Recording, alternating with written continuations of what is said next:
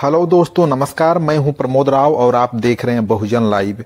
दोस्तों, इंडिया गठबंधन किस किनारे जाएगा यह पता नहीं चल पा रहा है। पता न चल पाने का कारण भी है क्योंकि देश की राजनीति दिन प्रतिदिन ऐसी बदल रही है, इस तरह की राजनीति हो रही है जो साधारण लोगों के समझ में नहीं आने वाली है। क्योंकि जब राजनीति सिद्धांत की होती है तो समझ में आती है, जब राजनीति समाज के लिए की जाती है तो समझ में आती है। लेकिन फिलहाल जो राजनीति हो रही है यह स्वार्थ की राजनीति हो रही है, खुद के लिए राजनीति हो रही है।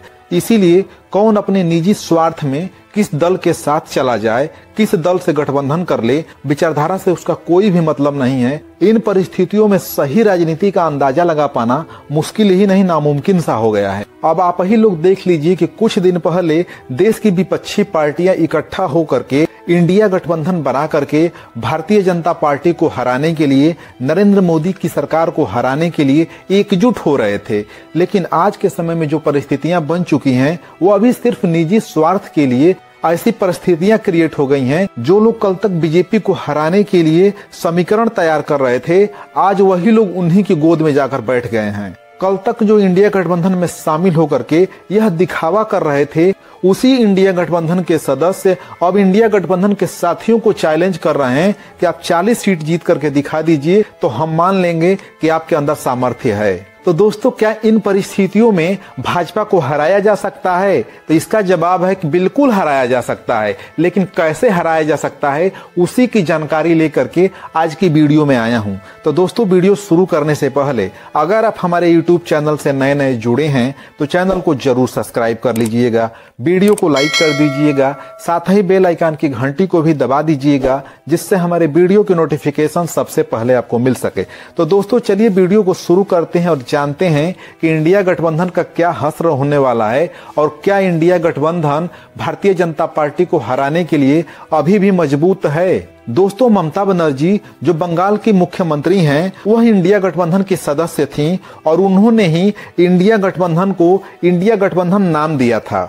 कांग्रेस पार्टी से सीट बंटवारे को लेकर के वह नाराज हो गईं और इंडिया गठबंधन का साथ छोड़ करके पश्चिम बंगाल में उन्होंने अकेले चुनाव लड़ने का ऐलान कर दिया और कांग्रेस को उन्होंने चैलेंज कर दिया है कि कांग्रेस पार्टी पूरे देश से सिर्फ 40 सीटें जीत कर दिखा दे तो मैं समझ लूंगी कि कांग्रेस पार्टी राजनीति में अभी भी जिंदा है। ममता बनर्जी का कहना यह था कि जो भी रीजनल पार्टियां हैं, जो भी क्षेत्रीय पार्टियां हैं, उन जगहों पर कांग्रेस पार्टी उन छोटी छोटी पार्टियों को लड़ने दे और देश की लगभग 300 सीटों पर कांग्रेस पार्टी अकेले चुनाव लड़े, हम उनका समर्थन करते हैं। लेकिन ममता बनर्जी के द्वारा दिया गया यह प्रस्ताव कांग्रेस ने स्वीकार नहीं किया, जिससे नाराज ममता बनर्जी ने कांग्रेस के खिलाफ ही बगावत कर दी। ममता बनर्जी सिर्फ सीटों के लिए इंडिया गठबंधन से दूर हुई तो किसी ने भी उनके ऊपर भारतीय जनता पार्टी की बी टीम होने का इल्जाम नहीं लगाया। उसका मुख्य कारण है कि वह सवर्ण जाति की नेता हैं। अब हम लोग बात कर लेते हैं बिहार की। बिहार की राजनीति किसी से नहीं छिपी है क्योंकि नीतीश कुमार जी ने लालू यादव की पार्टी आरजेडी से गठबंधन तोड़ करके भारतीय जनता पार्टी यानी कि एनडीए में शामिल हो गए और बिहार के वह 9वीं बार मुख्यमंत्री बन गए। उन्होंने इंडिया गठबंधन का साथ क्यों छोड़ा और एनडीए में क्यों शामिल हुए, उसकी मुख्य वजह थी उनको प्रधानमंत्री का चेहरा न बनाना। वह चाहते थे कि मुझे प्रधानमंत्री का चेहरा बनाया जाए, जिसकी वजह से वह नाराज होकर के भारतीय जनता पार्टी से गठबंधन कर लिए। तो दोस्तों, आप लोगों को जानकारी दे दूं कि पूरी इंडिया गठबंधन को इकट्ठा करने में, सभी विपक्षी दल के नेताओं को इकट्ठा करने में नीतीश कुमार जी का ही हाथ था। उन्होंने ही इसकी शुरुआत की थी और वही इस गठबंधन को छोड़कर चले गए। लेकिन इनको भी कोई भारतीय जनता पार्टी की बी टीम नहीं कहेगा। अब बात करते हैं अरविंद केजरीवाल की। सम्मानित साथियों, अरविंद केजरीवाल की 2 राज्यों में सरकार है, एक दिल्ली में, दूसरा पंजाब में और तीसरा उनका अच्छा खासा असर गुजरात में था। अरविंद केजरीवाल भी इंडिया गठबंधन के सदस्य थे, लेकिन आज के समय में वो भी यही कह रहे हैं कि मैं दिल्ली में और पंजाब में कांग्रेस पार्टी को या किसी भी पार्टी को कोई सीट नहीं दूंगा। इन दोनों राज्यों में हम अकेले चुनाव लड़ेंगे। एक कहावत कही जाती है कि दिल्ली की कुर्सी का रास्ता लखनऊ से होकर गुजरता है, यानी कि उत्तर प्रदेश लोकसभा के दृष्टिकोण से सबसे ज्यादा सीटें हैं। यहाँ पर लोकसभा की 80 सीटें हैं और जो भी व्यक्ति उत्तर प्रदेश को जीत लेता है, समझिए कि उसका दिल्ली में शासन हो जाता है। जिसको देखते हुए उत्तर प्रदेश के पूर्व मुख्यमंत्री अखिलेश यादव भी इंडिया गठबंधन के सक्रिय सदस्य हैं, लेकिन उनकी भी जो गतिविधियां चल रही हैं उसको देख करके यही लगता है कि वह इंडिया गठबंधन के साथ जब तक हैं तब तक हैं, आने वाले समय में वह भी इंडिया गठबंधन का साथ छोड़ सकते हैं। अखिलेश यादव जी के भी इंडिया गठबंधन का साथ छोड़ने की मुख्य वजह यह है सीटों का बंटवारा। जिस तरीके से उत्तर प्रदेश में अखिलेश यादव जी ने सीटों का बंटवारा किया है उससे कांग्रेस पार्टी पूर्ण रूप से संतुष्ट नहीं है।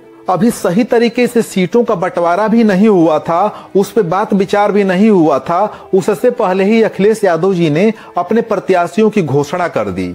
अखिलेश यादव जी के इस निर्णय से कांग्रेस पार्टी निश्चित रूप से नाराज है। उत्तर प्रदेश को लेकर के कांग्रेस पार्टी का जो शीर्ष नेतृत्व है यानी कि खड़गे जी, राहुल गांधी जी, सोनिया गांधी जी, प्रियंका गांधी जी, उन्होंने अभी तक कोई भी स्टेटमेंट नहीं दिया है। अब मेन मामला यही फंसता है कि अखिलेश यादव जी ने सीटों की घोषणा कर दी और कांग्रेस पार्टी के शीर्ष नेतृत्व के तरफ से अभी तक कोई बयान जारी नहीं किया गया है।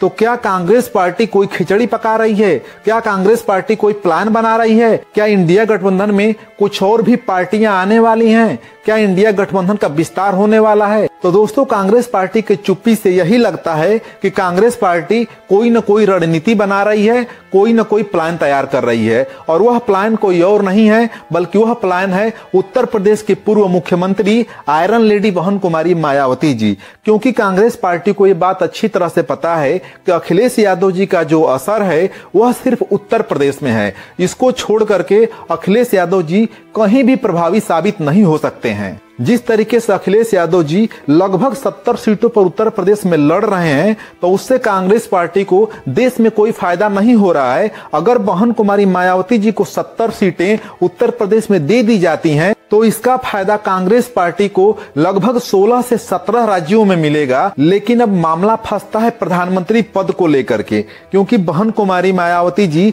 एक सीनियर लीडर हैं और पूरा देश चाहता है कि इस बार लोकसभा 2024 में कोई दलित प्रधानमंत्री बने, और बहन कुमारी मायावती जी से बड़ा चेहरा दलित समुदाय का दूसरा कोई नहीं है। अगर कांग्रेस पार्टी एक बार विचार कर ले कि जिस दलित समुदाय के वोटों को लेकर के, मुस्लिम समुदाय के वोटों को लेकर के, पूरे SC ST OBC समाज के वोटों को लेकर के सभी प्रदेशों में राज किया और 70 वर्षों से कांग्रेस का प्रधानमंत्री रहा, तो क्या एक बार इस देश के बहुजनों की बेटी को, इस देश के वंचित समाज की बेटी को यानी कि आयरन लेडी बहन कुमारी मायावती जी को प्रधानमंत्री पद का चेहरा घोषित नहीं कर सकती है? अगर एक बार कांग्रेस पार्टी विचार कर लेती है तो निश्चित रूप से लोकसभा 2024 का समीकरण बदल जाएगा और भारतीय जनता पार्टी जो अभी तक मजबूत नजर आ रही है उसी दिन से कमजोर नजर आने लगेगी।